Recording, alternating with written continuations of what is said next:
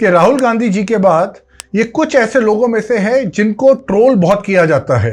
Communism आएगा, देश में कम्युनिस्ट प्राइम मिनिस्टर होगा। और आखिरी संदेश आपके लिए, लाल सलाम।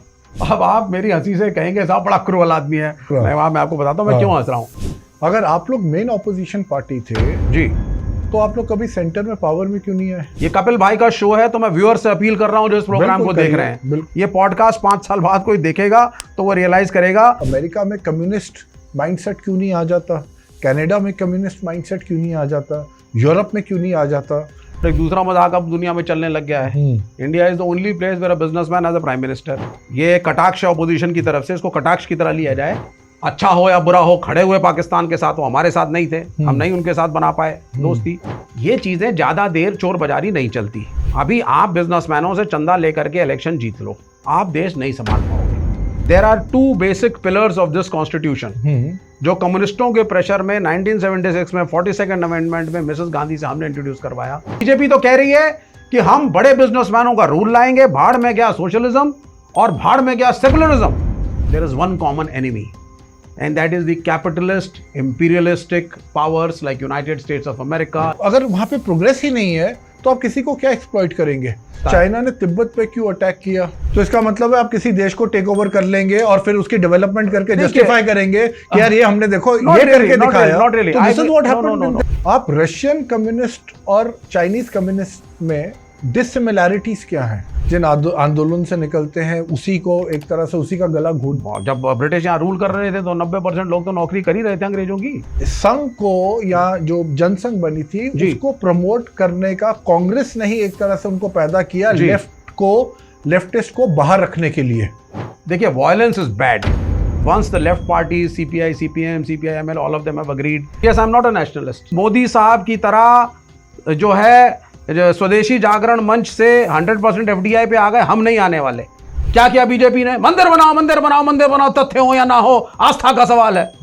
और लिखा कोर्ट ने विशेषाधिकार, भाई लिखा ना अंत में। भाई देखिए, कम्युनिस्ट पार्टी में पहली चीज तो हम लोग रिलीजन को एज सच नहीं मानते। मेजॉरिटी ऑफ हिंदूज जो मैंने देखे वो कहते हैं हमारे लिए देश पहले। जी, अगर आप किसी मुस्लिम से पूछते हैं कि पहले कंट्री के पहले रिलीजन, वो कहते हैं पहले religion. It was a graceful loser. और वो जमीन पे सोया करते थे एक तकिया लगा करके। और उस छोटे से कमरे में शबाना आजमी का जन्म हुआ था।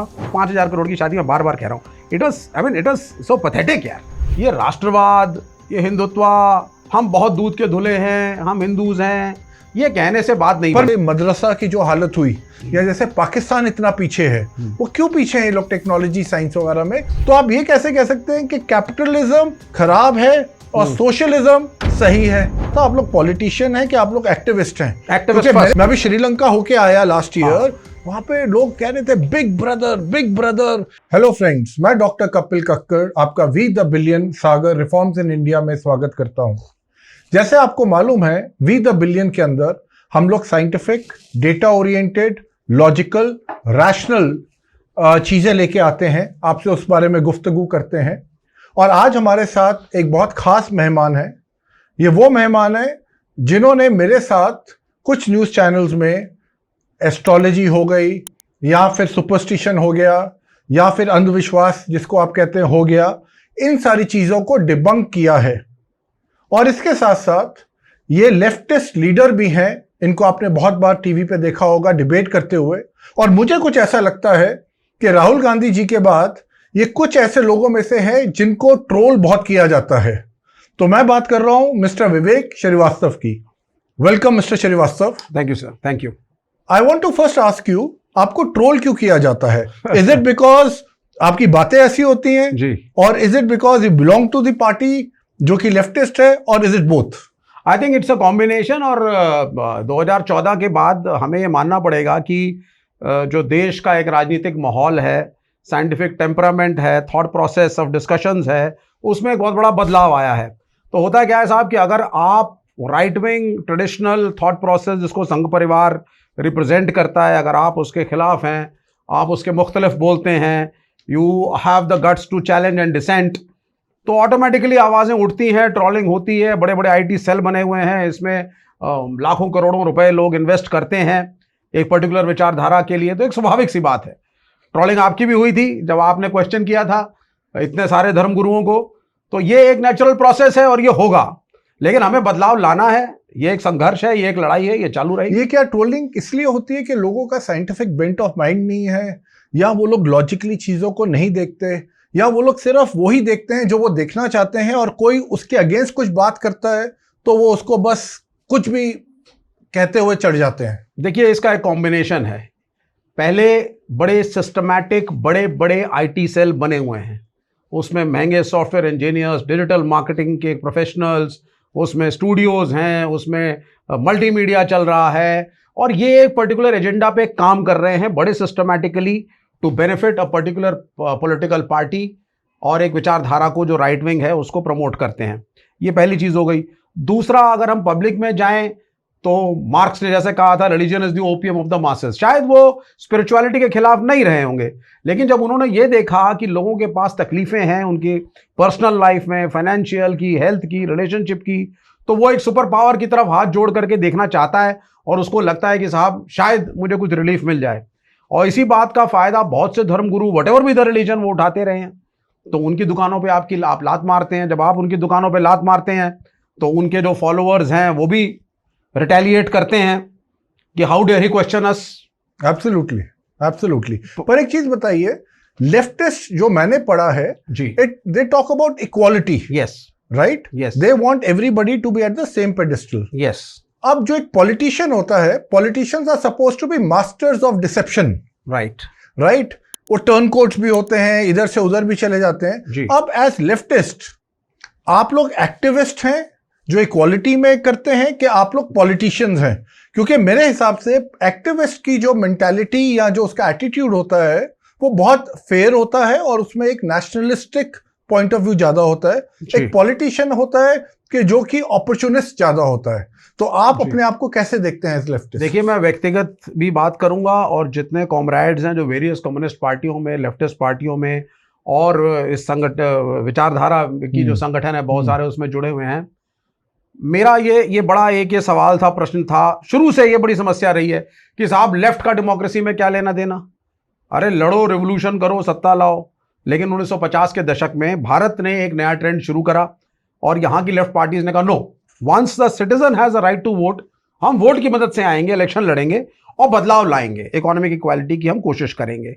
तो एक नजरिए का बदलाव था, क्योंकि अब राजा तो नहीं था कोई, अपने ही लोग थे। बिल्कुल, बिल्कुल। तो हम डेमोक्रेटिक प्रोसेस से चेंज लाएं, ये एक नया सोच का बर्ताव था।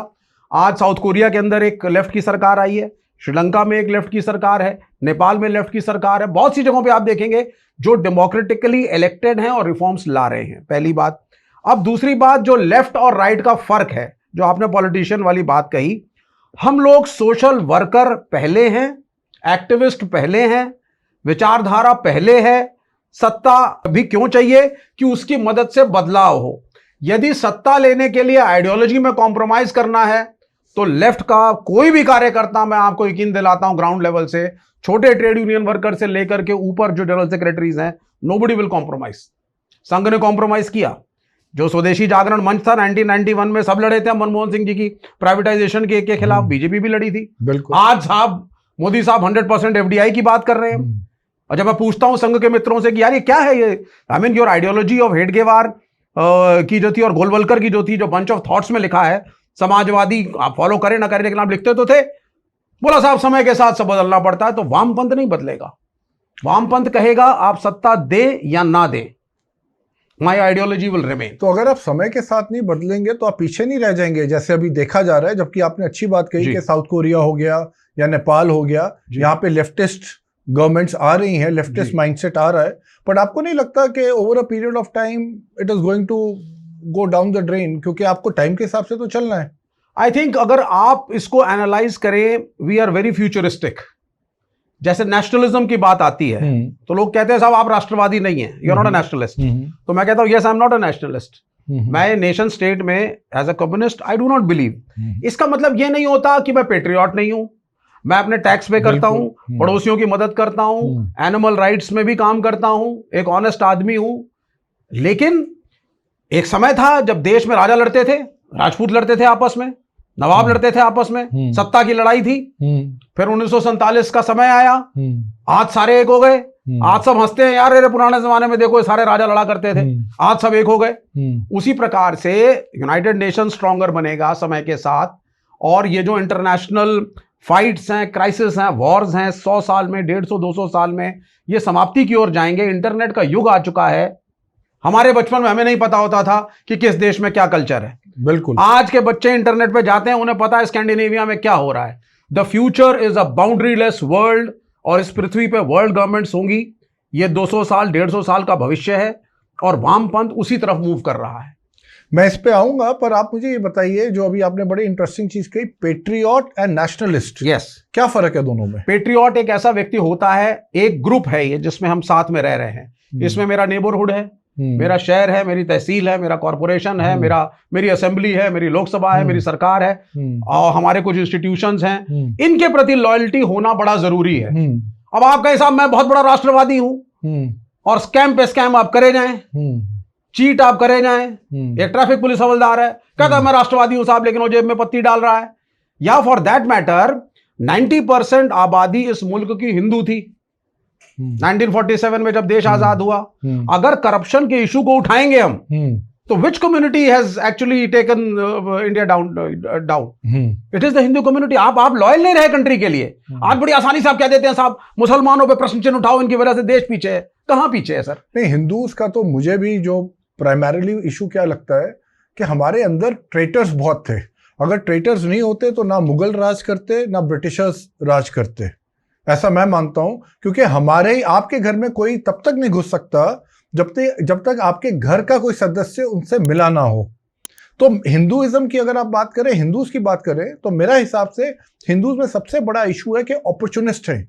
और मेरे हिसाब से उसका क्या रीजन है कि हम लोग बेसिकली बिजनेस माइंडेड एक कम्युनिटी रहे हैं। एक टाइम पे हमारी जीडीपी आज से 600, 700, 800 साल पहले मेरे ख्याल से 30-35% जो वर्ल्ड की कंट्रीब्यूट करती थी। तो जो बिजनेस माइंडसेट होता है वो एक अपॉर्चुनिस्ट होता है। जो अपॉर्चुनिस्ट होता है तो वो फिर अपना फायदा पहले देखता है और दूसरों का बाद में देखेगा। तो आप इससे एग्री करते हैं? मैं इन्वेडर वाली बात पे तो मैं थोड़ा सा मुख्तलिफ हूं, लेकिन बाकी बातों पे एग्री करता हूं। अगर 1947 में 90% आबादी इस मुल्क की हिंदू है, 90% IAS, IPS, member parliament, assembly, corporation, panchayati raj, clerk, railway ticket collector, school teacher, तो अगर मुल्क पीछे हुआ तो हमने ड्यूटी नहीं करी ना अपनी। आज गरीब मुसलमान जो बस्ती पे रहते हैं उनके ऊपर फिंगर उठाना और कहना कि ये anti national, who is an anti national, who will define? ये बड़ी सारी बातें हैं साहब, इजंट इट? अगर आप देखिए, अगर आप किसी हिंदू से पूछते हैं जी, हाँ, अगर आप हिंदू से पूछिए कि आपके लिए देश पहले कि रिलीजन पहले जी, तो मेजॉरिटी ऑफ हिंदूज जो मैंने देखे वो कहते हैं हमारे लिए देश पहले जी। अगर आप किसी मुस्लिम से पूछते हैं कि पहले कंट्री के पहले रिलीजन, वो कहते हैं पहले रिलीजन। तो ऐसा क्यों है? Are they contradictory to each other? They are not. अगर But why not? If you are taking a religion as a priority over your nation, that means आपके लिए religion पहले है, nation बाद में है। It never works this way. For example, I am a Hindu and maybe Nepal is a Hindu country tomorrow. कल पता लगा दोनों में वॉर हो गया, ठीक? तो हम यहाँ बैठे हैं इंडिया में, हिंदूज हैं, और वहां पे आबादी हिंदुओं की नेपाल में है। तो हिंदू धर्म क्या सिखाता है कि साहब आप अपनी ड्यूटी अपने नेशन के प्रति करिए, जो कृष्ण ने बोला, और जो वो नेपाल का हिंदू है वो अपनी ड्यूटी अपने ग्रुप की तरफ करेगा। और यही चीज इस्लाम सिखाता है। तो actually they are not contradictory things. होता क्या है, आप एक नैरेटिव बनाते हैं, देखो साहब ये मुसलमान है, और जब युद्ध का समय आएगा, क्राइसिस का समय आएगा, क्योंकि ये मुसलमान है ये गद्दारी करेगा। और मैं इससे सहमत नहीं हूं। इस मुल्क में बड़ा कंट्रीब्यूशन मुसलमानों का रहा है, चाहे स्लेव डायनेस्टी हो, चाहे मुगल्स हो, और चाहे आज के मुसलमान हो। And we are one blood, we are one people, one DNA। पर आप मुझे बताइए, मान लीजिए आप हिंदू हैं, मैं मुस्लिम हूं जी, आप कहते हैं मेरे लिए नेशन फर्स्ट, मैं कहता हूं मेरे लिए इस्लाम फर्स्ट। तो क्या मेरी कंट्रीब्यूशन देश के लिए सेम ही रहेगी कि उसमें फर्क आएगा? क्योंकि मैं देख रहा था सिंगापुर में, अगर आप 2015-16 की उनकी पार्लियामेंट देखे, it's a secular country, right? उनकी पार्लियामेंट के अंदर कुछ मुस्लिम्स थे, they tried getting a law passed saying it should be N Islamic country. क्योंकि उनकी वहां पे मेजोरिटी नहीं थी, जी तो वो उन लोग पार्लियामेंट ने उसको डिसमिस कर दिया। तो मेरे मतलब है, why are we so obsessed with the religion कि हम उसको कॉन्स्टिट्यूशन से रिप्लेस करना चाहते हैं? और अगर हम रिलीजन को कॉन्स्टिट्यूशन से रिप्लेस करते हैं तो can we be fair to people of other religion and can we be progressive? You have to, you see, जब हम स्कूल में थे तो हमने अपने स्कूल की सीबीएसई की किताबों में पढ़ा था एक शब्द, यूनिटी इन डाइवर्सिटी। वो सब बच्चों को पढ़ाया गया था, unity in diversity. And when Russia was a communist, USSR था, तो वहां के लोग कहते थे, वहां के leaders, that if you really want to learn something about coexistence, learn from India. हर 50 किलोमीटर पे बोली बाणी भी आपकी बदल जाती है, खान पान आपके बदल जाते हैं, आपके रिलीजियस कस्टम्स भी आपके बदल जाते हैं, सिर्फ हिंदूज में लो तो भी। उसके बाद इस्लाम भी है, उसमें सिखिज्म भी है। अगर आप देखें तो India was basically, India is like Europe. Yes, आप यूरोप और इंडिया में कोई फर्क नहीं है सिर्फ। हाँ। और यूरोप के अंदर भी क्या है, उनका एक रिलीजन है which is Christianity across, right. और इन लोगों को सब पूरा इंडिया में भी स्टेट्स को बाइंड करा हुआ था, जो कनेक्शन था कॉमन वो था हिंदुइज्म, राइट राइट। पर आज भी वो हिंदू ये नहीं कहता कि मेरे लिए हिंदुइज्म पहले है और देश या देश का कॉन्स्टिट्यूशन बाद में है। बट ये मुस्लिम्स के माइंडसेट में मेरे ख्याल से ये थोड़ा एक इशू है। नहीं, मैं इसको नहीं मानता हूं। देखिए, शब्दावली का और ट्रेनिंग का थोड़ा सा फर्क होता है। अब जैसे कि फॉर एग्जांपल, अब आप मुझे ये बताइए कि अगर हमारा और यूनाइटेड किंगडम का एक वॉर होता या बैटल होता और ऋषि सुनक उसके प्राइम मिनिस्टर होते, उनकी लॉयल्टी किसकी तरफ थी? देखिए, हिंदूज का मैंने आपको जैसे पहले बोला कि वो थोड़े अपॉर्चुनिस्टिक, तो उनकी रॉयल्टी इंग्लैंड यूके की तरफ ही होगी। He is a citizen of that nation, okay, exactly, और होना भी यही चाहिए। और जो उनकी होम मिनिस्टर थी, जो कि वो भी she was from Indian origin, yes, she was against people from India and across the world coming to UK. Yes, वो भी आपने देखा होगा। And similarly you have to understand one thing, that देखिए, ये राष्ट्रवाद, ये हिंदुत्व, हम बहुत दूध के धुले हैं, हम हिंदूज हैं, ये कहने से बात नहीं। पर मैं एक और चीज कहना चाहता हूं कि अगर ऋषि सुनक होता, मान लीजिए, और वो चाहता भी एज अ प्राइम मिनिस्टर, उसको गोरे ये सब चीजें करने नहीं देते। I am talking about his psychology. हाँ, since you are a British national, your duty is towards them first, and that is what Hinduism is all about, और इस्लाम इज ऑल अबाउट। नहीं, so as an Islamist, should my duty be first towards my religion or towards my country? अगर आप देखें world wide जितनी भी countries हैं Islamic, वो सब पीछे हैं। उनको सिर्फ एक तेल ने बचाया हुआ है। देखिए, आप दो चीजों को में अब हम कंफ्यूज कर रहे हैं, Islamic country and Islam. They are two different things.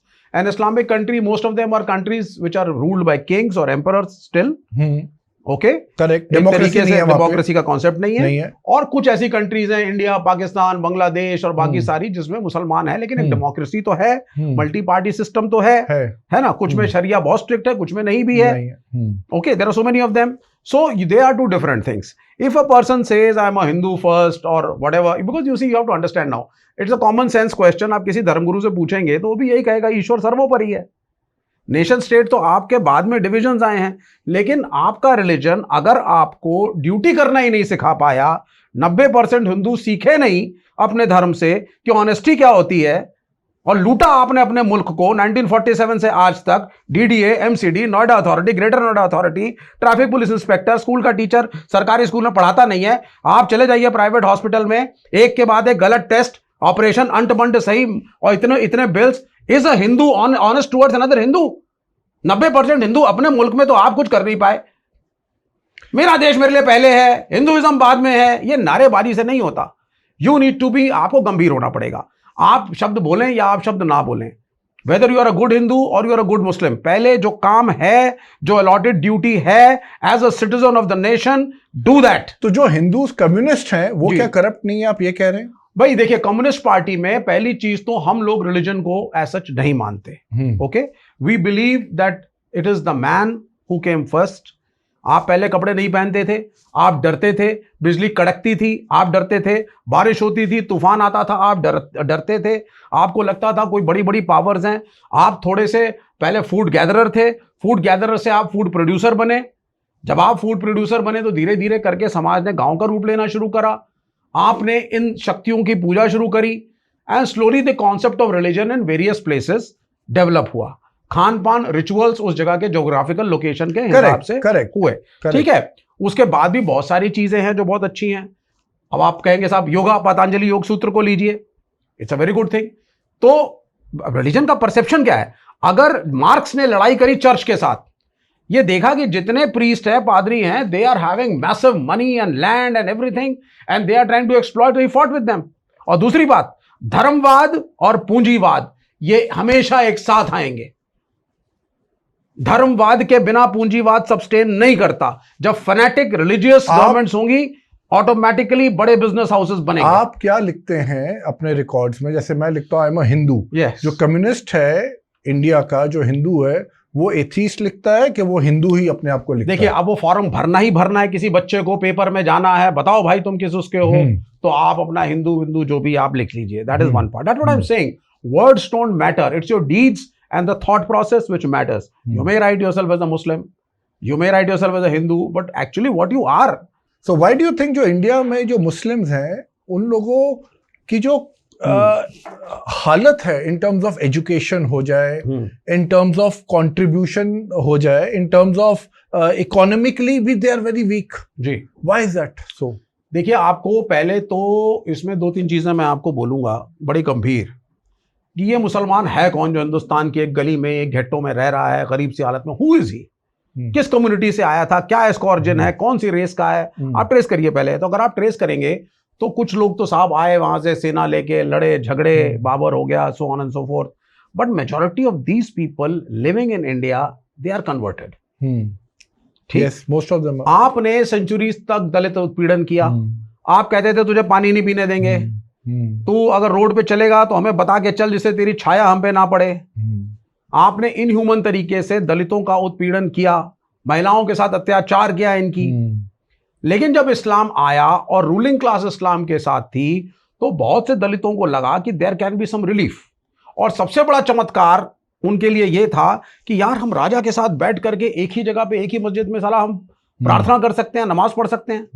कहां, वहां तो हमें मंदिर से भी कोसों दूर रखा जा रहा है। So this was something new. तो many of them got converted. अब वो धार्मिक से उनको सोशल आजादी तो मिली, लेकिन इकोनॉमिकली कंडीशन नहीं बदली। क्यों? Because they were from that background. Even Hindu Dalits, forget about the Muslims. Hindu दलित की सिचुएशन भी, ये तो आरक्षण वगैरह दिया गया है बहुत मुश्किल तो से। आप कह रहे हैं जितने भी मुस्लिम्स हैं इंडिया में जो कन्वर्टेड हैं, वो सब दलित से? Most of them. और जो एलीट मुस्लिम क्लास जो डेवलप हुई थी, वो 1947 में पाकिस्तान मूव आउट कर गई। मुझे ऐसा लगता है क्योंकि ये लोग मदरसों में ज्यादा जाते हैं, वहां से इनकी जो एजुकेशन है, मान लीजिए अब हमारे इंडिया में भी ये बात हो रही है जब से ये गवर्नमेंट आई है कि गुरुकुल होना चाहिए जी। मेरे हिसाब से गुरुकुल जैसी कोई चीज नहीं होनी चाहिए, क्योंकि हम मॉडर्न साइंस के जमाने में हैं and we need modern education, जो आपको गुरुकुल भी नहीं दे पाएगा। जैसे मदरसा की जो हालत हुई, या जैसे पाकिस्तान इतना पीछे है, वो क्यों पीछे हैं ये लोग टेक्नोलॉजी साइंस वगैरह में? क्योंकि ये लोग हर चीज में साइंस को कोरिलेट कर देते हैं रिलीजन के साथ। तो मेरे हिसाब से ये सबसे बड़ा फंडामेंटल प्रॉब्लम है, but they are obsessed with it. चाहे हमारे यहाँ का मुस्लिम हो, चाहे कहीं और का मुस्लिम हो। इससे मैं नहीं एग्री कर रहा। देखिए, हमारे यहाँ का मुसलमान तो वो दलित है जो कन्वर्ट हुआ था, उसकी इकोनॉमिक सिचुएशन नहीं चेंज हुई, ना हिंदू दलित की हुई और ना मुसलमान जो कि कन्वर्टेड दलित था। पढ़ेगा नहीं तो कहां से कहां अपॉर्चुनिटी दे रहे हैं? अगर आप स्कूल ना जाके मदरसा जाएंगे, नहीं, ये देखिए, ये कहने की बात कहां से आपका दिमाग खुलेगा? आप डीपीएस में पढ़ाइए ना फ्री में। आप कितने प्राइवेट स्कूलों में फ्री पढ़ाते हैं? इकोनॉमिकली वीकर सेक्शन के लिए किसी मुस्लिम से पूछेंगे आप मदरसा भेजना चाहते हैं अपने बच्चे को, कि आप एक स्कूल में भेजना चाहते हैं, चाहे गांव में हो या टियर 3 जगह में हो, मैंने देखा वो कहेगा हम मदरसों से खुश हैं। नहीं, ऐसा नहीं है। ये देखिए, मैं मानता हूं कि ठीक है कुछ जगहों पे ये बात हो सकती है, लेकिन ऐसा नहीं है। आज सभी लोग जागरूक हैं, सबको अपने बच्चों के लिए नौकरी चाहिए, सब अच्छे स्कूलिंग चाहते हैं, इकोनॉमिक्स बहुत बड़ी चीज है। अच्छा, अब आप इसका उल्टा कर लीजिए। अगर आप किसी हिंदू से पूछिए कि आप अपने बच्चे को गुरुकुल में पढ़ाएंगे कि एक मॉडर्न स्कूल में पढ़ाएंगे, चाहे वो गांव में क्यों नहीं होगा, वो कहेगा मुझे अपने बच्चे को स्कूल में पढ़ाना है, क्योंकि हिंदूज के लिए religion is a private thing. No, I don't think so. ये हम देखिए, मैं इसमें नहीं मानता इस बात को। मेरे हिसाब से बहुत ही गरीब दबे कुचले मुसलमान थे। आप जिसको पानी नहीं दे रहे हो, आप जिसको घुसने नहीं दे रहे हो, उसके लिए तो एक मदरसे में उसका बच्चा, आज आपसे 500-700 साल पहले की बात सोचो ना कि किन कंडीशंस में ये चीजें हुई। That culture carried on. But today slowly gradually changes have happened. तो काफी दलित्स ने बुद्धिज्म में भी तो अपने आप को कन्वर्ट किया है. यस, और वो कन्वर्ट Many किया है, दे आर एजुकेटेड नाउ. उनका जो माइंडसेट है, because Buddhist as a religion, Buddhism is a very open religion. वो अगर आप देखेंगे हिंदुइज्म से भी एक तरह से एक स्टेप आगे है. देखिए मेरा ये मानना है ultimately education is the main thing. Correct. ठीक है ना. Yes. और कोई भी रिलीजन चाहे बुद्धिज्म हो, अगर लास्ट में धर्म गुरुओं का वर्चस्व बढ़ जाएगा तो डिग्रेडेशन होगा ही होगा. वो तो होगा. और मैं दो चीजें आपको पॉइंट आउट करूंगा. इस पृथ्वी पर सबसे ज्यादा डेवलपमेंट कम्युनिस्ट कंट्रीज ने करी है, नंबर 1, या उन कैपिटलिस्ट कंट्रीज ने करी है जहां पे धर्मगुरु और रिलीजन है तो, लेकिन उसको पर्सनल लाइफ में इन्वेड नहीं करते. चाहे यूरोप ले लीजिए या अमेरिका ले लीजिए आप.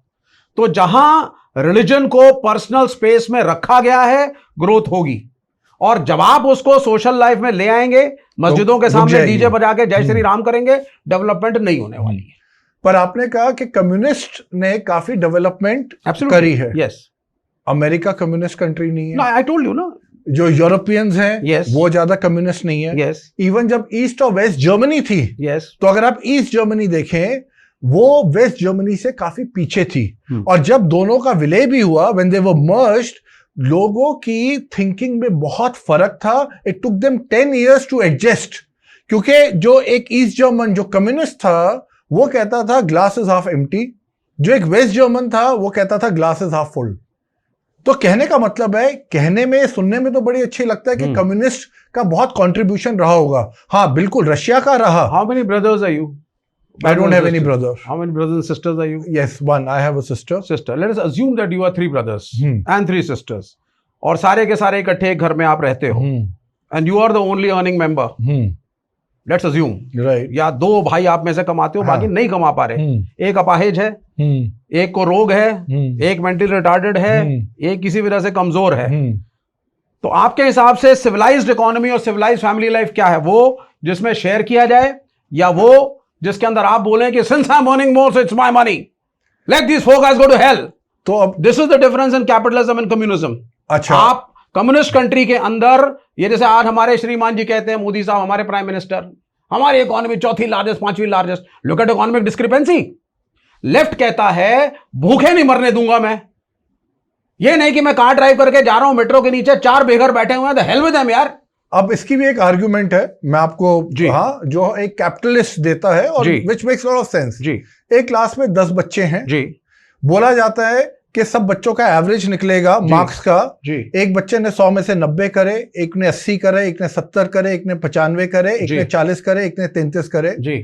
और बोला गया कि जो एवरेज निकलेगा उन सबके मार्क्स इक्वली वापस डिवाइड हो जाएंगे जी. तो जिसका 90-95 है, जिसने मेहनत करी, वो तो कहे he'll feel cheated. वो कहेगा मैंने मेहनत करी और मेरे साथ क्या हो रहा है. और जिसने कुछ नहीं किया 33-40% वाला, ठीक है, उसको भी उतना ही मिल रहा है जो मुझे मिल रहा है. अब आप सुन लीजिए कम्युनिस्ट की लॉजिक. हाँ. एक क्लास में बैठने का मौका तो दो पहले.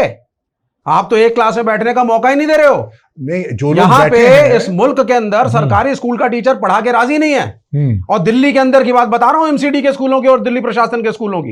You go there, you enter the boundary, नई क्लासेस हो रही हैं, बच्चे खेल रहे हैं. सुबह आए, खेले, दोपहर को चले गए. मिड डे की जो वो खाने की, नहीं आप सुनिए, मैं बता रहा हूं आपको. उसमें वो कचड़े वाला खाना दे करके बच्चों को आपने भगा दिया साहब. तो पहले तो आपकी व्यवस्था ही बायस्ड है. आप सुनते रहिए. अमीर के लिए अलग स्कूल, गरीब के लिए अलग.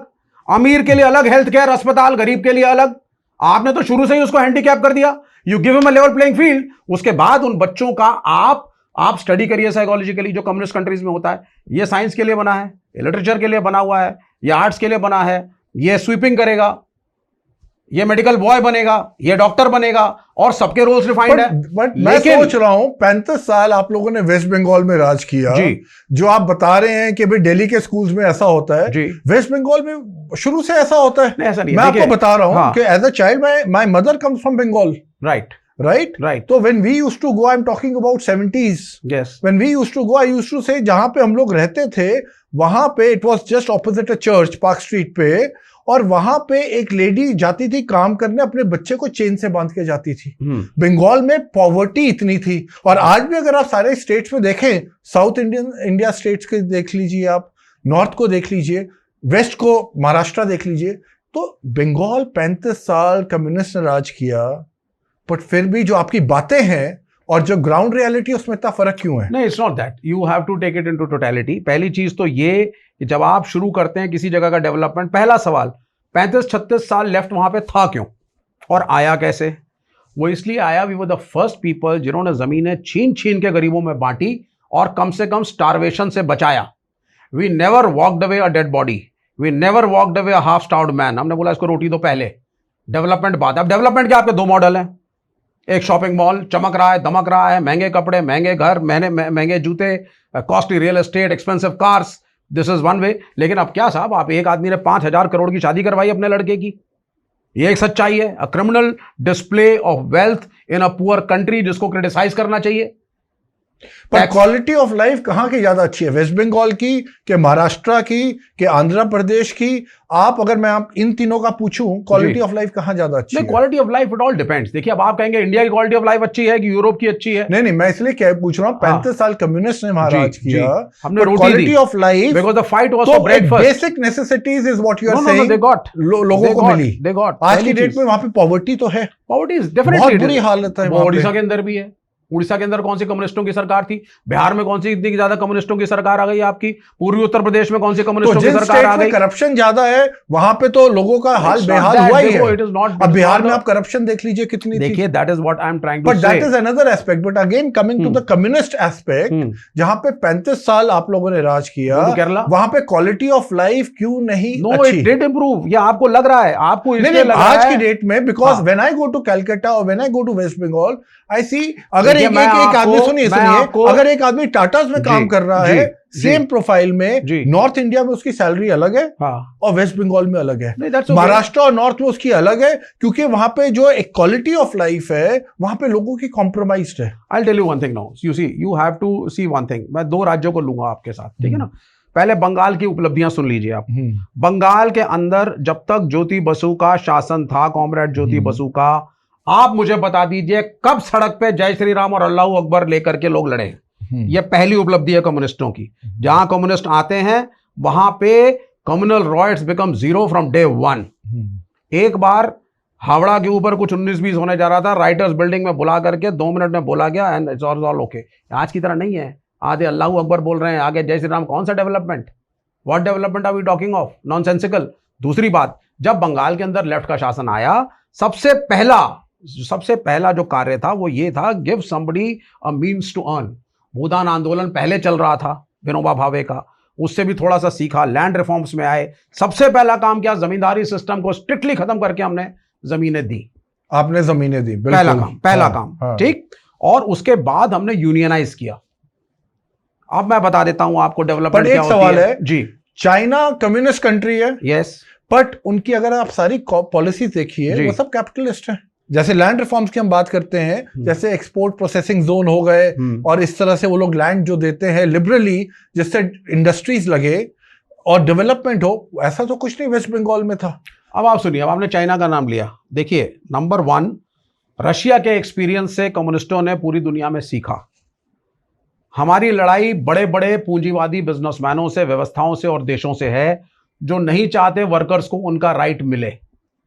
आप समझ लीजिए इस चीज को। तो अब क्या है, जिस तरीके से ग्लासनोस्ट और पेरेस्ट्रॉइका को ला करके मिखाइल गोर्बाचोव ने कोशिश करी थी, क्योंकि होता क्या है, आपके 3 भाई और 3 बहनें, इकोनॉमिक बर्डन है।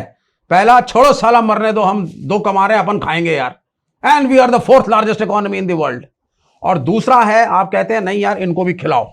अब जब इनको भी खिलाओगे, इकोनॉमिक बर्डन आपके ऊपर ज्यादा आएगा। जब इकोनॉमिक बर्डन ज्यादा आएगा तो आपके पड़ोसी जो आपको नहीं पसंद करते, साहूकार, वो आपको तोड़ने की कोशिश करेंगे। ये रशिया के साथ हुआ। Russia unfortunately could not manage it, USSR, लेकिन चाइना से ने इससे सीखा। और ये सारे अमेरिकन यूरोपियन षड्यंत्र जो क्यूबा के खिलाफ भी हुए, नॉर्थ कोरिया के खिलाफ हुए, चाइना के खिलाफ हुए, दे सब्सटेन्ड, दे सेड फाइन, अगर ये सो कॉल्ड ग्लोबल सर्वाइवल के लिए जरूरी है, कुछ जोन्स को हम ओपन अप करेंगे।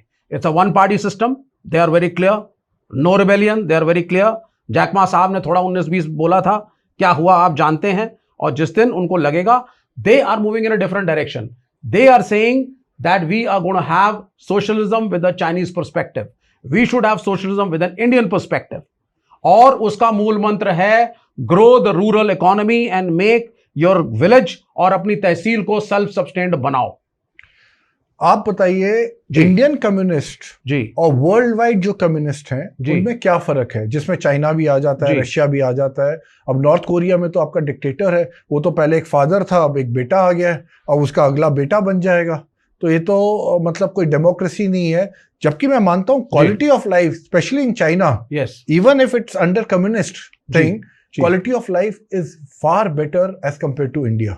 But because we are not a communist country, you have to understand. इस नाम का कम्युनिस्ट रह गया है, वैसे कैपिटलिस्ट बन ये गया है। आपकी सोच है। It is totally communist, it is committed to communism in its own way, yes, for its survival and for its funding. देखिए, मार्क्स ने किताब लिखी थी दास कैपिटल, द पूंजी। तो मार्क्स ने कहा है कि पूंजी का फ्लो निर्धारित करता है आपके जीवन को, आपके परिवार के जीवन को, आपके देश के जीवन को, राज्य के जीवन को, पृथ्वी के जीवन को। तो चाइना ने इसको रियलाइज किया, जो मैं समझता हूं, और उसने रशिया को उसको स्टडी किया, बोला ये तो तोड़ देंगे मुझको, ये तो मुल्क ही खत्म कर देंगे, कम्युनिज्म ही खत्म हो जाएगा, पार्टी खत्म हो जाएगी। तो उन्होंने एक ऐसा बीच का रास्ता टेम्पररी अपनाया जिससे they are surviving, they are growing in their own वे।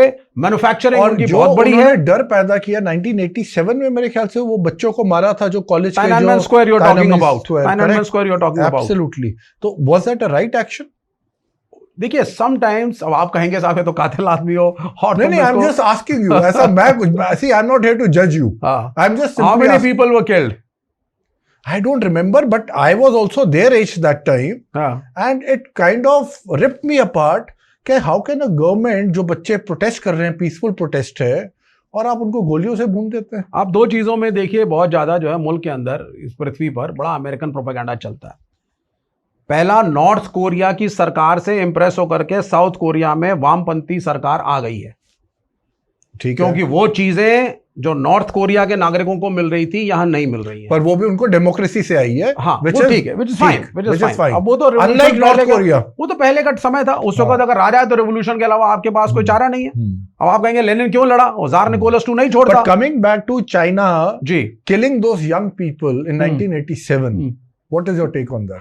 क्या ऐसे बनेगी, ऐसा ही? क्या वो बच्चे थे? इसीलिए मैंने आपसे पूछा, 17-18 क्या वो बच्चे थे? बच्चे ही थे, 17-18-19 साल की as. Do you think it was possible for thousands of kids in a communist country to come and collect at Tiananmen Square? Was it possible?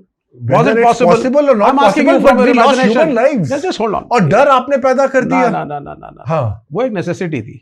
Necessity और टू किल पीपल। ये कैसी नेसेसिटी है? देखिए, आप जा रहे हैं, अब आप कि आप अपना राज लोगों की लाशों पे बिछा रहे हैं, बना रहे हैं, ये कैसी है? अब आप मेरी हंसी से कहेंगे साहब बड़ा क्रूअल आदमी है, मैं बच्चों की बात कर रहा हूं, नहीं कर रहा। मैं आपको बताता हूं मैं क्यों हंस रहा हूं। आप सबके माइंड के अंदर जितना भी वेस्टर्न मीडिया है वो घुस चुका है, ठीक है। अब उसमें क्या क्या है, नॉर्थ कोरियन डिक्टेटर एक आ गया, बड़ा क्रूअल है साहब वो तो, क्यों? क्योंकि अमेरिकन ने बोला है, उनके मीडिया ने बोला है।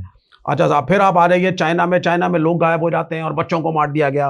That was basically, you see, अगर आप उस समय को देखेंगे, दोनों तरफ से युद्ध चल रहा था, दोनों तरफ से कम्युनिस्ट कंट्रीज को तोड़ने की एक साजिश की जा रही थी, ठीक।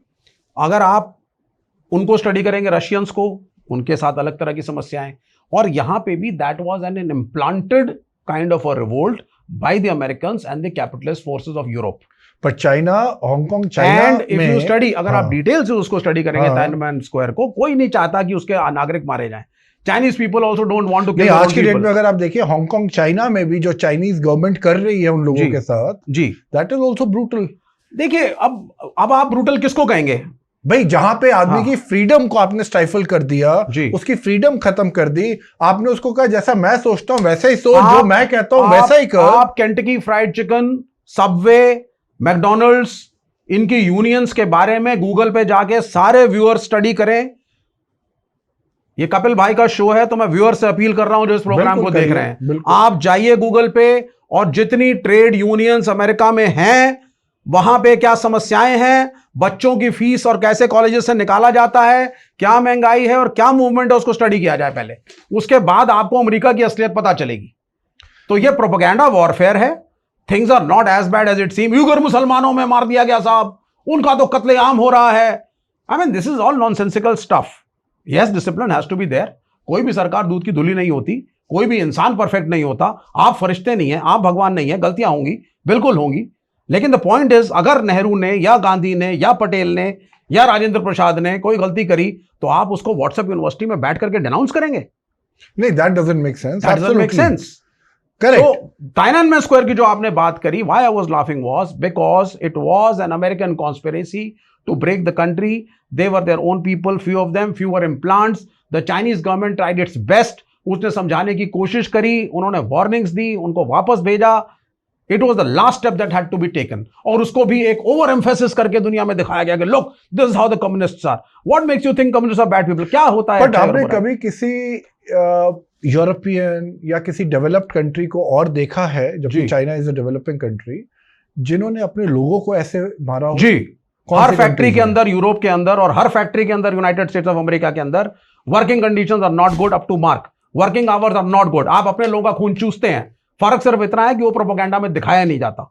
इसीलिए मैं कह रहा हूं कि ट्रेड यूनियन की और वर्कर्स की प्रॉब्लम अमेरिका की, जिसको माना जाता है कि ये सबसे बड़ा कैपिटलिस्ट मुल्क है विश्व का, उसको व्यूअर्स जाएं और गूगल पे एक एक चीज को स्टडी करें। ड्राइवर्स की स्ट्राइक हुई थी कनाडा में, क्यों हुई थी? There was the massive strike of the drivers in Canada, why? तो अगर इन कंट्रीज में हो रही है स्ट्राइक जैसे आप कह रहे हैं, तो अमेरिका में कम्युनिस्ट माइंडसेट क्यों नहीं आ जाता? कनाडा में कम्युनिस्ट माइंडसेट क्यों नहीं आ जाता? यूरोप में क्यों नहीं आ जाता? जबकि they don't I mean, again, what the Modi government is borrowing from them, don't allow the unions, don't allow them to ask for their rights. But why are people not protesting against these governments and people are happy? In fact, अभी जो Infosys के नारायण मूर्ति जी ने एक बात कही थी कि people should work for 60 hours, 70 hours, life is not 6 days, it was a week, stupid, etc. है ना? it was stupid, which did not make any sense. doesn't make sense, correct? But अगर आप इंडिया में देखें, India में normally people are working for 42 to 45 hours every week. yes, right? If you go to developed countries, they are working for 35 to 36 hours every week. तो अगर आप America में भी बात करें, अगर आप यूरोप में भी बात करें, जो आप कह रहे हैं कि वहां पे लोगों के साथ बहुत खराब हो रहा है और लोगों से बहुत काम करवाया जा रहा है, तो वहां पे अगर आप देखें, लोग इतना काम नहीं कर रहे आज की डेट में। So they are only working for, you can say 6-7 hours a day, उससे भी कम। तो आप ये बातें जो आप क्लेम कर रहे हैं कि वहां पे इतना सारा काम कर रहे हैं, उनकी यूनियंस को देखो, ऐसा देखो, बट वहां पे ऐसी चीजें नहीं है। ये भी it's just that you see a few people holidaying around. नहीं, I'm talking about the data. मैं तो डेटा की बात कर रहा हूँ। मैं बताता हूँ आपको, देखिए बड़ी सीधी सी बात है। हिंदुस्तान के अंदर एक मिडिल क्लास का उदय हुआ 1991 के बाद, जिसको कहा जाता है बड़ी एलीट मिडिल क्लास है साहब, बड़ा the bourgeois middle class. You are basically corporate slaves, and what is the aim of life? Your aim of life is basically to be happy. And what is happiness? Good health, reasonable living conditions, and doing something creative. It contributes to society. Javed Akhtar साहब ने शायद कहा था, बड़ा अच्छा कहा था, बोला ये जो दुनिया है ये क्लब की तरह है, शायद उन्होंने कहा था, और इस क्लब में हम आते हैं, हम खेलते हैं और एंजॉय करते हैं, दैट इज वन पार्ट। लेकिन इसकी एक मेंबरशिप फी भी है, you have to contribute also. तो एक बैलेंस लेकर के आपको चलना है। कॉर्पोरेट वर्ल्ड जो आज का है वो कॉर्पोरेट स्लेव्स बनाता है, स्ट्रेसफुल लिविंग है, डायबिटीज और शुगर 30 साल के बच्चों में हो रहा है, वर्किंग आवर्स ज्यादा हैं, real estate prices are zooming up. Delhi शहर के अंदर बाहर से आकर के एक सिंपल ग्रेजुएट घर कैसे बनाएगा, इसका मुझे उत्तर चाहिए आपसे। नहीं बना सकते आप, नहीं बना सकते आप। पर चाइना, मैं आपको फिर उस पर लेके जा रहा हूं, चाइना जैसी कंट्री सप्लाई अपना सामान कहां कर रही है? डेवलप्ड नेशंस में। yes. अमेरिका जैसी कंट्रीज में, राइट? बहुत बड़ा बिजनेस मार्केट है उनकी। यूरोप बहुत बड़ी बिजनेस मार्केट है। अगर आप यूएस को देखेंगे, $36 ट्रिलियन यूएस डेट में है, राइट?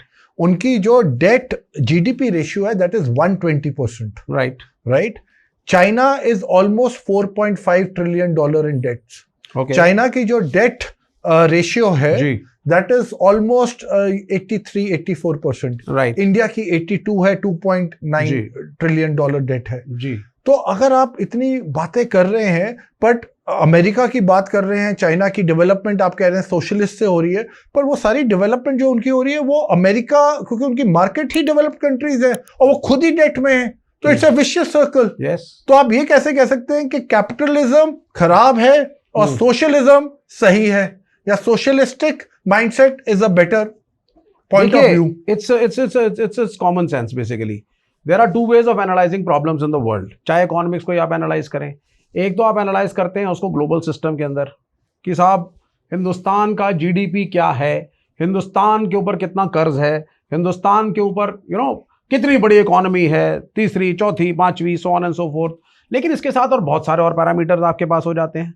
आप 80 करोड़ लोगों को खाना खिलाना पड़ता है आपको, ठीक, 10 साल से 100% FDI चल रहा है साहब, अमेरिकन आ रहे हैं, प्रधानमंत्री पता नहीं कहाँ कहाँ जा रहे हैं, क्या क्या डील साइन हो रही है, and at the end of the day you have to give basic food, 5 kilo ration to 80 crore लोगों को आपको देना पड़ रहा है।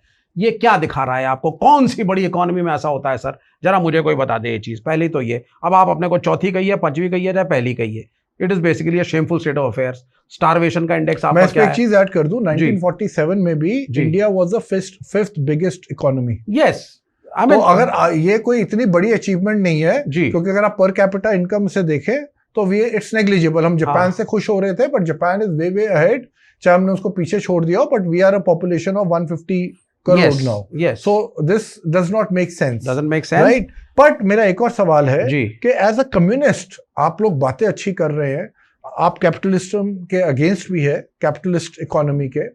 तो अगर आप इंश्योरेंस सेक्टर देख लें, अगर आप टेलीकॉम सेक्टर देख लें, अगर आप बैंकिंग सेक्टर देख लें, डिसग्रंटल्ड कस्टमर्स बहुत हैं। इंश्योरेंस के अंदर आप मेडिकल इंश्योरेंस में जाओगे, लोग अब इंश्योरेंस छोड़ रहे हैं। क्यों छोड़ रहे हैं? क्योंकि कंपनीज उनको रिइंबर्स नहीं करती, फ्री हॉस्पिटलाइजेशन की बात करती है, 50% ही देती है। वैसे अगर आप टेलीकॉम में देखिए, जहां मैं रहता हूं, मैं फोन कंपनी को मैं पैसे दे रहा हूं, बट वहां पे मेरी कनेक्टिविटी नहीं आती। बैंकिंग में आप देखिए, अगर आपके अकाउंट में फलाना बैलेंस नहीं होगा तो आपको 600-700 रुपए आपके हर महीने काट। अब आप लोगों के पास, मेरे हिसाब से personally, these are not the right thing, जहां पे लोगों को सर्विस नहीं मिल रही है और पर लोगों से पैसे पूरे लिए जा रहे हैं। और अगर वो कोर्ट जाता है तो वहां की हालत अलग है। आप उससे ज्यादा तो वकीलों को दे देंगे और इतने साल आप वेस्ट कर देंगे। इतने सेंसिटिव और इतनी इंपॉर्टेंट चीजें हैं, उस पे कम्युनिस्ट क्यों नहीं बोलते, क्यों नहीं रेस करते? कम्युनिस्ट ही बोल रहे हैं। कहाँ बोल रहे हैं? कम्युनिस्ट ही लड़े हैं आज तक, कहाँ लड़े? कोई नहीं लड़ रहा। चाहे प्लेसेस ऑफ वर्शिप एक्ट आप लीजिए, अभी फाइल किया हम लोगों ने भी, यूसीसी लीजिए, कम्युनिस्ट पार्टी ऑफ इंडिया ने भी फाइल किया। अगर आप कॉर्पोरेट्स के अगेंस्ट क्यों नहीं लड़ रहे हैं? बिल्कुल लड़ रहे हैं। We are the only ones. आप ट्रेड यूनियन के लिए लड़ते हैं, उनकी एम्प्लॉयमेंट के लिए, वो अच्छी चीज है, वो अच्छी चीज है। अगर आपका ट्रेड यूनियन इन ऑर्डर होगा और वर्किंग राइट्स आपकी सही हो जाएंगी, आप यकीन मानिए बहुत सारी चीजें फॉल इन प्लेस करती हैं। आप मुझे बताइए, आप एग्जीक्यूटिव लेवल, मिडिल मैनेजमेंट को आप ट्रेड यूनियन के साथ तो नहीं कंपेयर करेंगे? क्या करते हैं? आप सुनिए मेरी बात को, आप देखिए अब क्या है, मैं आपको फर्क बताता हूं। अब आप दिल्ली को लीजिए, दिल्ली में वामपंथी पार्टियों ने अरविंद केजरीवाल पे जबरदस्त हमने प्रेशर डाला, एजिटेशन भी किया, विधानसभा घेराव भी किया, एंड दे आल्सो कोऑपरेटेड, आम आदमी पार्टी। और मिनिमम वेजेस 16,000 कुछ एक मामूली हेल्पर की गई, आज 18,000 कुछ है। तो ये कैसे कैलकुलेट हुआ साहब? बोला यार, एक आदमी में अगर 4 या 5 आदमी की उसकी फैमिली आप मानते हो, उसको खाना कितना चाहिए, ट्रांसपोर्टेशन, स्कूल, ये सब मिला मुलू करके बिल्कुल बेयर मिनिमम में भी 16,000, 17,000, आज इस वक्त 18,500 है। ठीक है, अब आपका बॉर्डर क्रॉस कर लीजिए, अब आप साहब आप पहुंचेंगे उत्तर प्रदेश, यहाँ 5,000 है। ठीक, तो जब आपका वर्कर, आप उसको एक प्राइवेट, अच्छा कहा जाता है ease of doing business, Modi साहब लेकर के आए ईज ऑफ डूइंग बिजनेस। तो ईज ऑफ डूइंग बिजनेस क्या है? अडानी का लोन माफ करो, अंबानी का लोन माफ करो, लेबर के कोई राइट्स मत रखो, हायर एंड फायर करो, इसको कोई कॉम्पनसेशन मिलेगा। आप 4 लेबर कोड 2019 में लेकर के आए, हम लोगों ने जबरदस्त एडिटेशन किया है, जैसे फार्मर बिल पे किया था। मतलब आप जो है ईज ऑफ डूइंग बिजनेस का मतलब है, मैं आपको इस पे, and we are doing a big हम जो स्ट्रगल इस वक्त कर रहे हैं वो कॉन्ट्रैक्टरशिप के खिलाफ है। दिल्ली यूनिवर्सिटी के अंदर अभी बड़ी रिसेंटली हम लोगों ने स्ट्राइक्स करी हैं, वहां का जो एम्प्लॉयज का जो संगठन है वो भी ट्रेड यूनियन से लेफ्ट की जुड़ा हुआ है। तो वो वहां पे क्या किया, सब लोग 20 साल से, 15 साल से, 25 साल से कॉन्ट्रैक्ट में हैं, पड़ाक से निकाल दिया गया। वाइस चांसलर डिसाइड करेंगे कौन आएगा कौन नहीं आएगा, नई कंपनी बनाई जाएगी, उसके थ्रू हायर एंड फायर होगा। What nonsense. और कॉन्ट्रैक्टरशिप फॉर 20 ईयर्स का क्या मतलब? कॉन्ट्रैक्टरशिप फॉर 10 साल से ठेकेदारी में कम्युनिस्ट आ जाती है पावर में जी, तो दूसरी पार्टीज भी, तभी मैंने आपसे पूछा था आप लोग पॉलिटिशियन हैं कि आप लोग एक्टिविस्ट हैं? एक्टिविस्ट मेरे हिसाब से एक्टिविस्ट होता है, नेशनलिस्ट होता है, वो सेल्फलेस होता है, वो पेट्रियट होता है, हम लोग मोदी साहब की तरह जो है जो स्वदेशी जागरण मंच से 100% एफडीआई पे आ गए, हम नहीं आने वाले। हम अगर कह रहे हैं इक्वालिटी फॉर ऑल तो वो रहेगा। हाँ, जब हम कह रहे हैं हम सेकुलर रहेंगे। आप जानते हैं हम लोगों ने कितना बियर किया, पूछा गया साहब आप राम मंदिर के साथ हैं या खिलाफ, सीधा सवाल। तो हमने कहा साहब हम जो कोर्ट डिसाइड करेगा उसके साथ हैं, तथ्यों के आधार पर जो निर्णय होगा उसके साथ है। क्या किया बीजेपी ने? मंदिर बनाओ मंदिर बनाओ मंदिर बनाओ, तथ्य हो या ना हो, आस्था का सवाल है। और लिखा कोर्ट ने विशेषाधिकार, वही लिखा ना अंत में। बिल्कुल तो बिल्कुल। आप कह रहे हैं साहब लेफ्ट तो अनपॉपुलर होगा, we became a bit unpopular but we will stick to our guns. जो हमारी आइडियोलॉजी सेकुलरिज्म की है वो रहेगी, जो हमारी आइडियोलॉजी सोशलिज्म की है वो रहेगी। हम बड़े बड़े बिजनेसमैनों के सामने घुटने टेक करके चंदा नहीं लेने वाले। Left parties are the only parties जिन्होंने इलेक्टोरल बॉन्ड में 1 रुपया नहीं लिया। कहीं इसी की वजह तो नहीं है कि जो कॉर्पोरेट्स कई बार गवर्नमेंट्स को ब्लैकमेल करती हैं? कर रहे हैं। ब्लैकमेल कैसे करती हैं कि भैया नहीं तो हमारा बिजनेस ठप हो जाएगा तो हमें लोगों निकालने पड़ेंगे, जो लोग निकालेंगे वो आपका वोट बैंक है, इस वजह से आप हमारा कर्जा माफ करिए या इसको कहीं ना कहीं पोस्टपोन करिए या हमें नया कर्जा दिलाइए। जैसे भी विजय माल्या ने भी ये बात बोली थी, तो जो स्केल डाउन उसने विजय माल्या ने नहीं किया, किसी फाइनेंस मिनिस्टर ने बोला। अब सवाल ये है कि क्या जो कॉरपोरेट्स हैं वो गवर्नमेंट रन करती हैं कि गवर्नमेंट्स कॉरपोरेट्स को रन कर रही हैं? और अगर कम्युनिस्ट आती है तो how will you be different?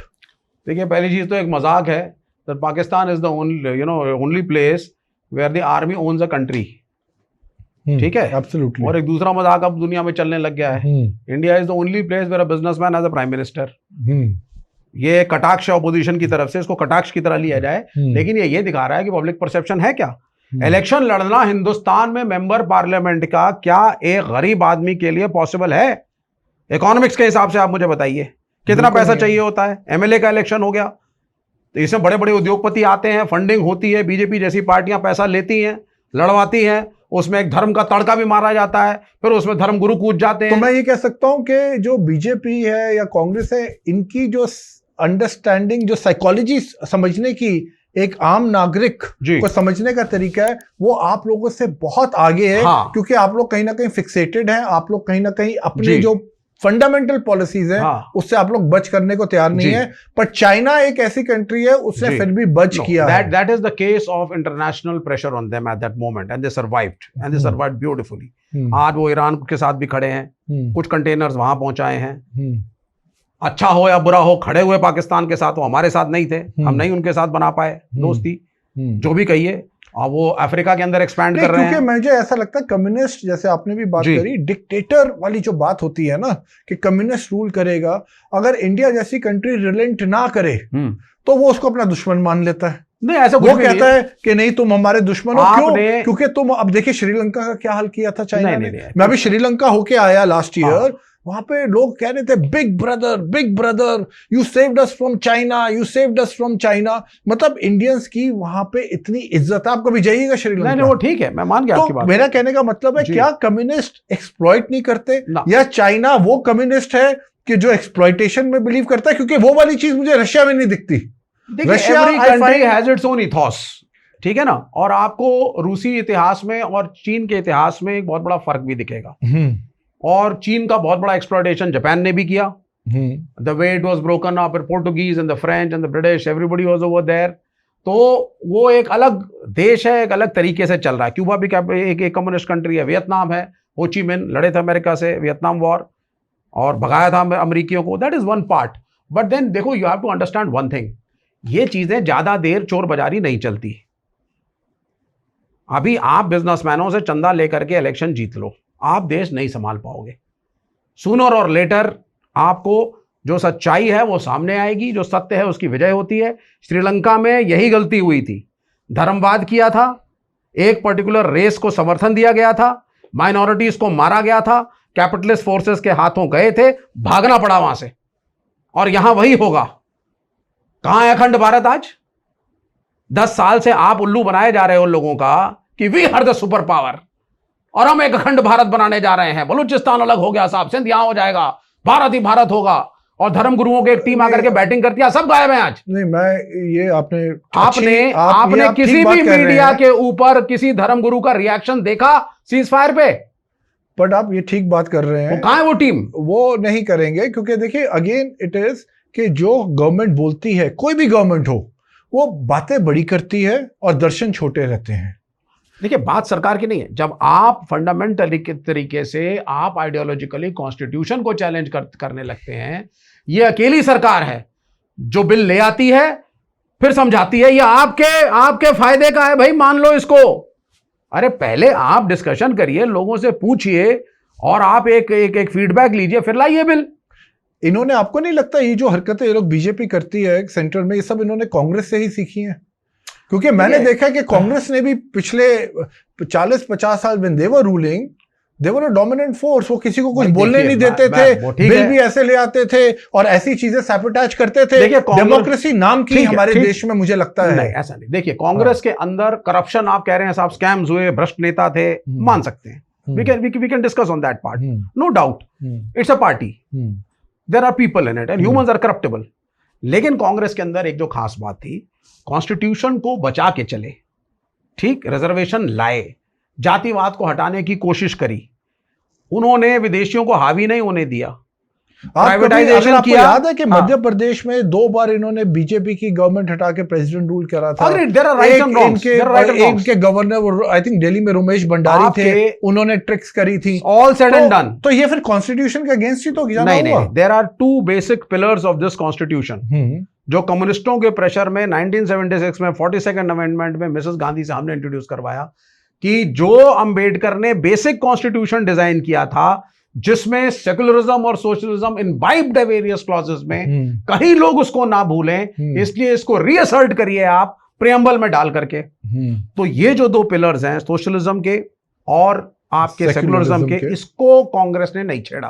Privatisation जरूर लाए, लेकिन उसको भी एक कंट्रोल तरीके से लाए। न्यूक्लियर डील पे हमने समर्थन वापस लिया। So that is where the BJP is different. BJP तो कह रही है कि हम बड़े बिजनेसमैनों का रूल लाएंगे, भाड़ में गया सोशलिज्म और भाड़ में गया सेकुलरिज्म।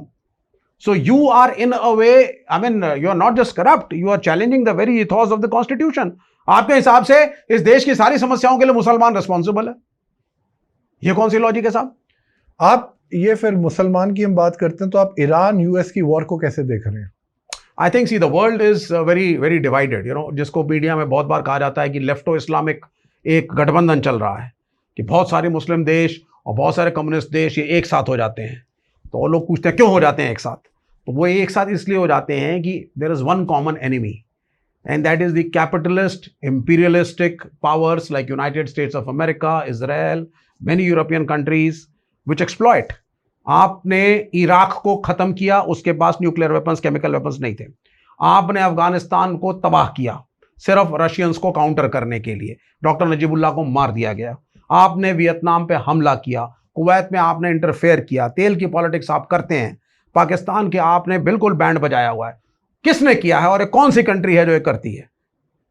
एक्सप्लॉइट कंट्री दूसरी कंट्री को तब कर सकती है जब उसके पास कुछ हो एक्सप्लॉइट करने के लिए। बट जो कम्युनिस्ट माइंडसेट है, this is just for an argument case sake, कि अगर कम्युनिस्ट माइंडसेट है तो वो तो अगर वहां पे प्रोग्रेस ही नहीं है तो आप किसी को क्या एक्सप्लॉइट करेंगे? मतलब अगर डेवलपमेंट हो तो आप एक्सप्लॉइट करते हैं, यू बिकम एन अपॉर्चुनिस्ट। जहां पे डेवलपमेंट नहीं हो तो वहां पे आप क्या किसी को एक्सप्लॉइट करेंगे? अगर अमेरिका गल्फ गया तो गल्फ शायद अमेरिका तेल के लिए भी गया था। अगर अमेरिका बाकी कंट्रीज में गया, उनका एक अपना हिडन इंटरेस्ट होता है। Hidden interest doesn't mean you start आप वहां के। एब्सोल्युटली। अब सीरिया के अंदर कौन आ गए हैं? श्रीमान ji, who is heading the government in Syria, what is his background? वो एक टेरर स्टेट टाइप का। This is really surprising. Tiananmen square बच्चे जहां पे मारे गए, उसको आपको लगता है that was a part of the policy? और जहां पे ये लोग दो, आई एग्री कि भाई पीपल लूज देयर लाइव्स जब आप इन्वेड दूसरी कंट्री को कर रहे हैं, बट उसमें आपको ज्यादा प्रॉब्लम है जब कम्युनिस्ट कंट्री के अंदर ऐसी कोई चीज हो तो आपके आप उसको जस्टिफाई करने की कोशिश करते हैं। People is not justified. बहुत सी बातों में देखिए, हम स्टालिन पे भी डिस्कशन कर सकते हैं इसमें। जब आपने टाइननमेन स्क्वायर की बात की तो आप स्टालिन पे भी आ सकते हैं कि बहुत से लोगों का कहना है you have to understand the situation of where that leader was in what condition. आप ये नहीं समझ पा रहे हैं कि उस वक्त चाइना किस क्रिटिकल कंडीशन में था और टूटने की कगार पे था। और इतनी मेहनत जो वहां के रिवोल्यूशनरीज ने करी थी एक समाज को बनाने को, समाजवादी समाज को बनाना, सोशलिस्ट एक सोसाइटी को बड़ा मुश्किल होता है, बड़ी ताकतों से लड़ना तो पड़ता है। चाइना ने तिब्बत पे क्यों अटैक किया? चाइना ताइवान की तरफ क्यों हमेशा उनको डराता है? वो क्यूमेंटांग उनका जो पुराना एक वो जो चला आ रहा है, वो एक उनका अपना एक इतिहास तो है। कहने का मतलब है हर एक कंट्री का अपना एक इंटरेस्ट है। एब्सोल्युटली यस, चाहे नो तो हम डाउट। उसको किसी अपने कम्युनिस्ट हो या डेमोक्रेसी हो, Yes. उससे हम क्यों उसको रिलेट कर रहे हैं? अब आप Because- अमेरिका because- अमेरिका का अपना इंटरेस्ट है, वो ये कर रहे हैं, चाहे गलत ही कर रहे नो हैं। नो नो नो, अगर हाँ। आप चाहे कम्युनिस्ट हो चाहे कैपिटलिस्ट हो, ठीक है, आप अगर गलत नहीं करते हैं, किसी को एक्सप्लॉइट नहीं करते हैं, it's okay. You people want to live that way, you live that way. Who stopping you? कोई आपको नहीं रोक रहा। क्यों तिब्बत के अगर आप जा रहे हैं, चाइना, हाँ, तिब्बत को देखने के दो नजरिए हैं। हाँ, एज अ बुद्धिस्ट आप देखेंगे तो आपकी फीलिंग्स हर्ट होंगी कि साहब लोगों को हटाया गया और दलाई लामा को यहाँ पे आना पड़ा धर्मशाला में, so on and so forth. This is one way of but looking at it. Tibet was never part of China. No, hold. There is another way of looking at हाँ। things, right? When Sitaram Yechuri was taken by the Chinese government, बोला आप घूमिए और देखिए हमने यहाँ पे करा क्या है, ठीक?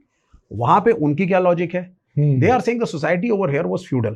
धर्मगुरु के पास सब कुछ, वो सबसे ऊपर, करेक्ट, और बाकी सारे उसके गुलाम, जो वो करे सर्वोपरि, सारा धन, जमीनें। तो इसका मतलब है आप किसी देश को टेक ओवर कर लेंगे और फिर उसकी डेवलपमेंट करके देखिए, जस्टिफाई करेंगे कि यार ये हमने देखो Not ये really, करके not दिखाया। really, not really. तो this is what No, happened no, in no, no. Tibet. I think we should do two things in this world. Every country should concentrate on it.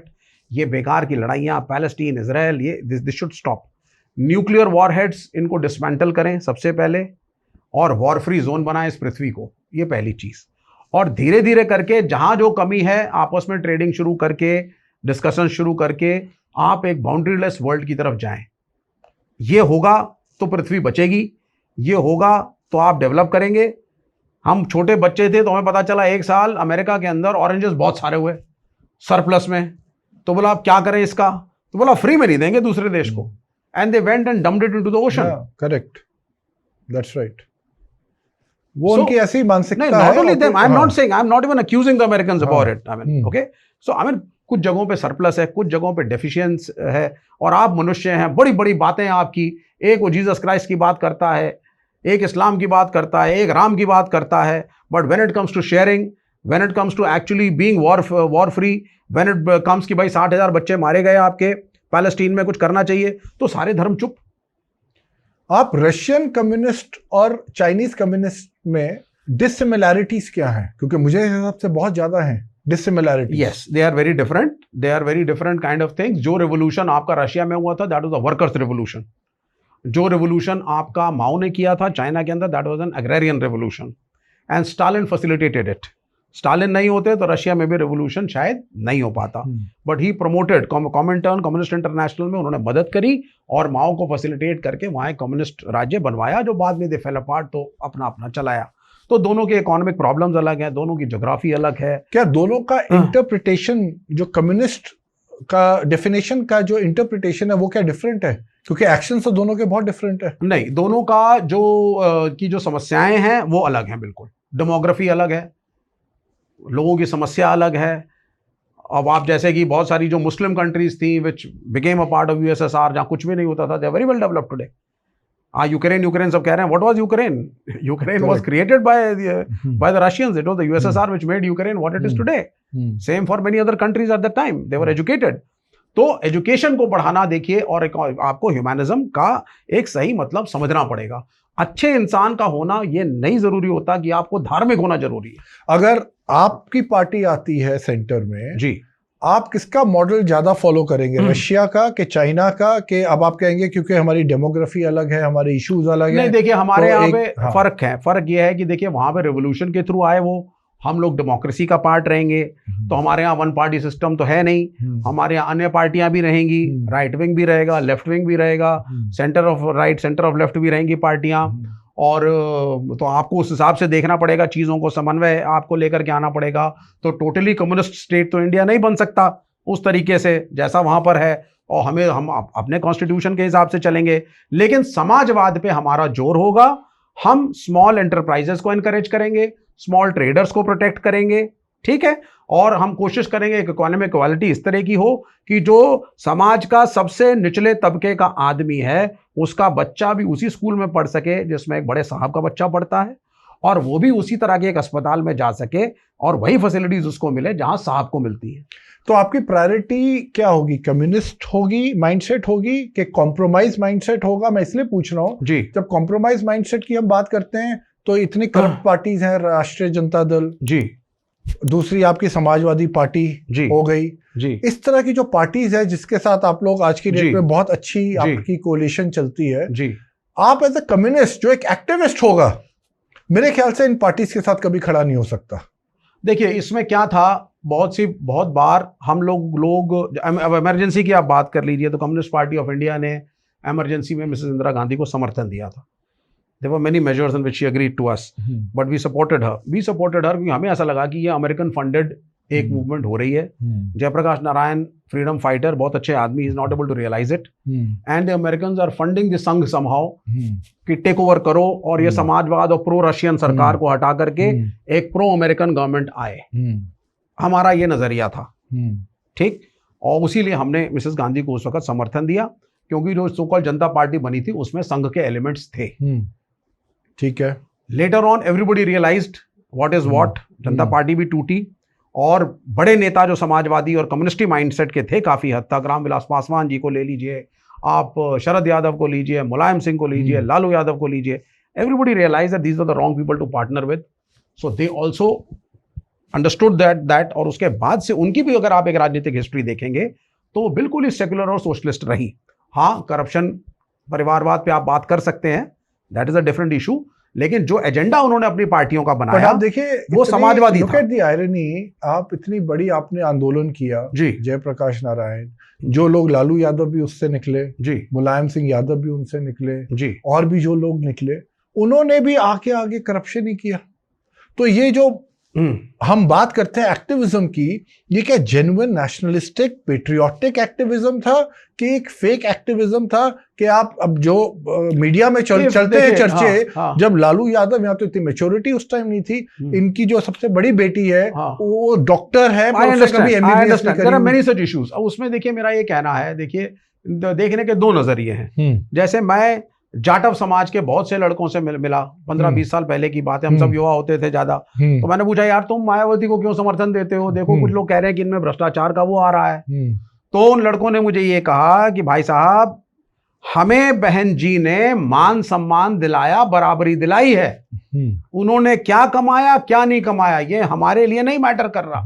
हम आज एक राजपूत या कायस्थ के सामने खड़े होकर के आंख में आंख डाल करके बात कर सकते हैं। बहन जी ना होती, काशीराम ना होते, तो हमारे जाटव समाज को ये राइट ना मिलता। These were the words.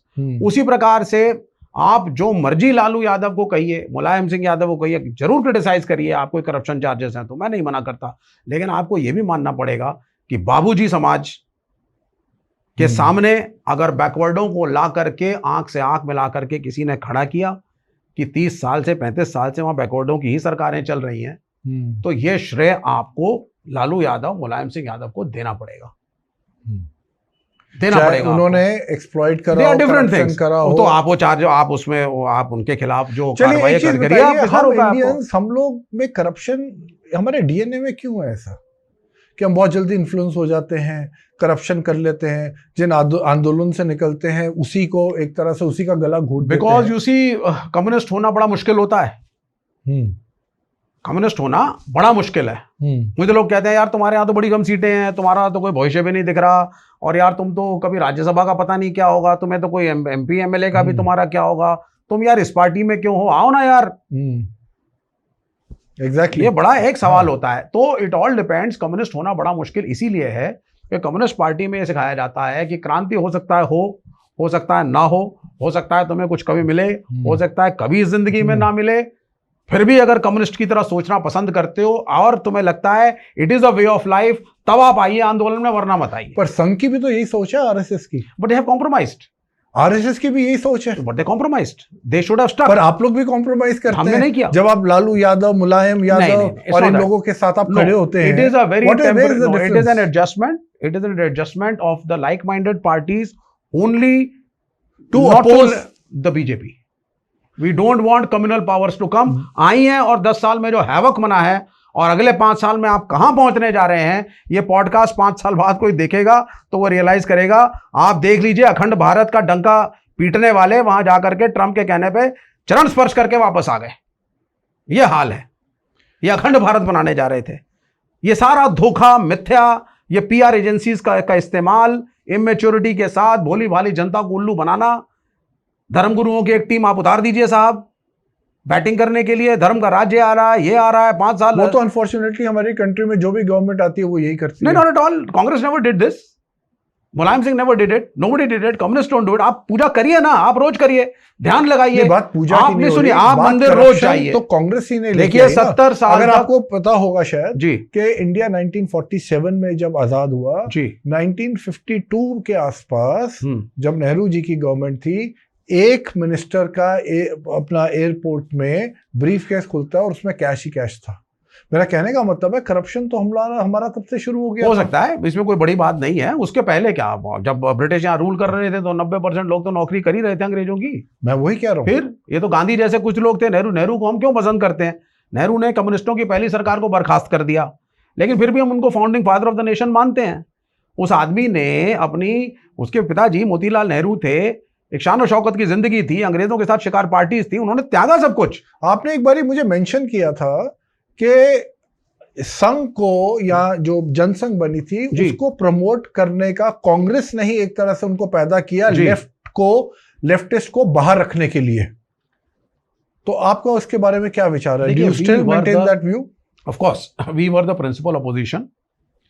कहीं ना कहीं कांग्रेस प्रेशर में हमारे से रहती थी, और कुछ मिस्टेक्स जो कांग्रेस पार्टी ने करी जिसका खामियाजा आज मुल्क भुगत रहा है।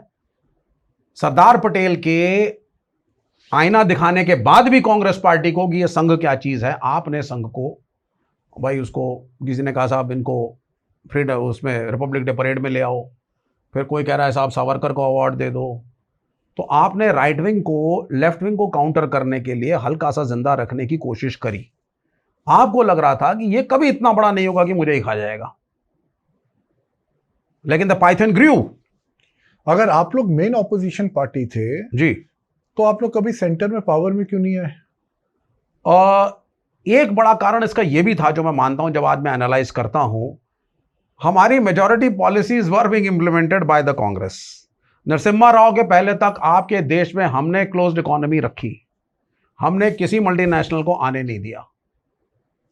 ठीक, हम लोगों ने ये जो सेकुलर और जो सोशलिस्ट एक जो कॉन्सेप्ट था 76 में मिसेस गांधी से करवाया, हमने बैंकों का राष्ट्रीयकरण करवाया, trade unions were a reality, we were a socialist country. And even Manmohan Singh ने जो एफडीआई किया वो आपका 51% और 49% था। उन्होंने कभी भी अंग्रेजों को 100% एफडीआई नहीं किया। ये तो मोदी साहब एक नए अवतार में आ गए और क्या कर दिया इन्होंने, इनको रियलाइज नहीं कर रहे हैं ये भी। तो एक मेरा आपसे सवाल है, नक्सल्स जो नक्सलाइट्स हैं उनको आप लोग कम्युनिस्ट कैसे देखते हैं? देखिए, वायलेंस इज बैड।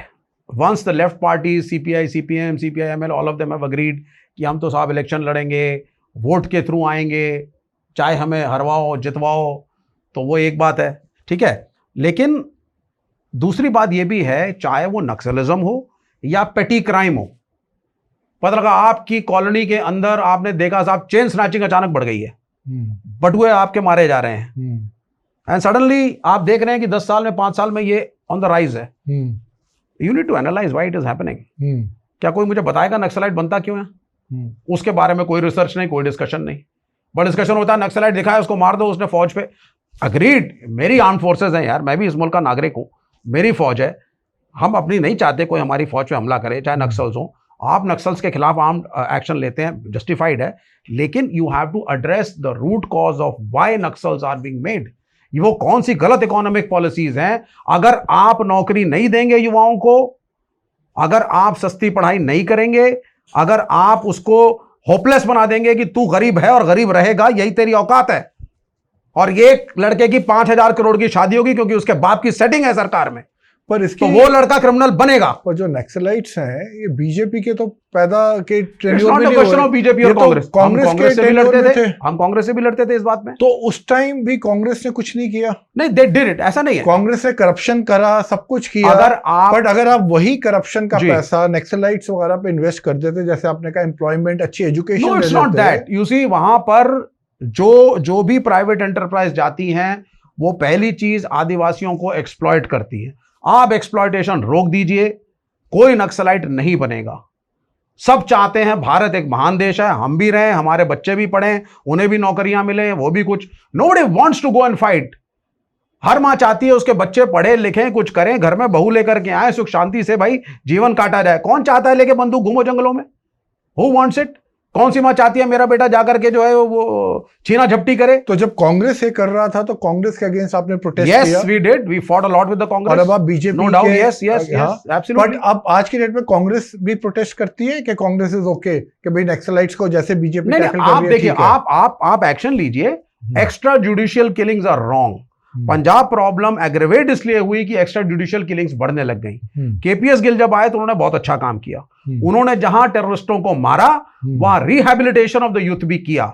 जो गलत पुलिस अफसर थे उनके खिलाफ एक्शन भी लिया भारत सरकार ने, और पंजाब प्रॉब्लम हमने सक्सेसफुली सॉल्व करी। उसी तर्ज पे आप नक्सलवाद की प्रॉब्लम सॉल्व कर सकते हैं। The solution is social and political, it can not be my punishment. आपके हिसाब से ममता बनर्जी आज की डेट पे बंगाल में अच्छा काम कर रही है?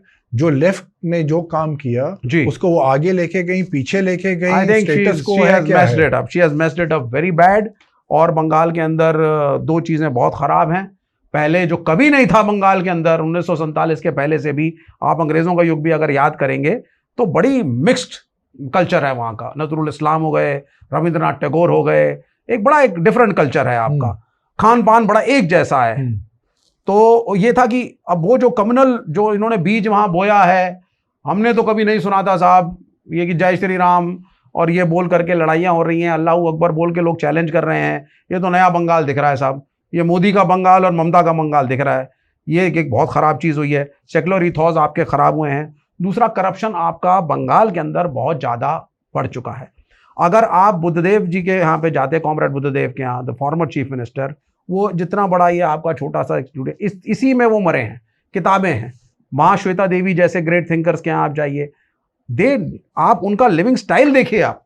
तो लिविंग स्टाइल तो ये अपना सफेद साड़ी में तो ये भी घूमती है मैडम, और हवाई चप्पल तो ये भी पहनती है। But that should be true for the cadre also. That is not true, that is not true. आप देखो, ये डेमोक्रेसी है, आप लड़िए, हारिए, जीतिए, सब चलता है। हम कांग्रेस को क्यों रिस्पेक्ट करते हैं? It was a graceful loser.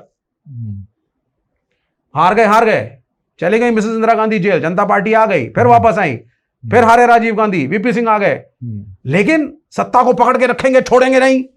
ये जो मोदी साहब के कार्यकाल में हम देख रहे हैं जो संघ और बीजेपी कर रहा है, अरे let it be, learn to loose.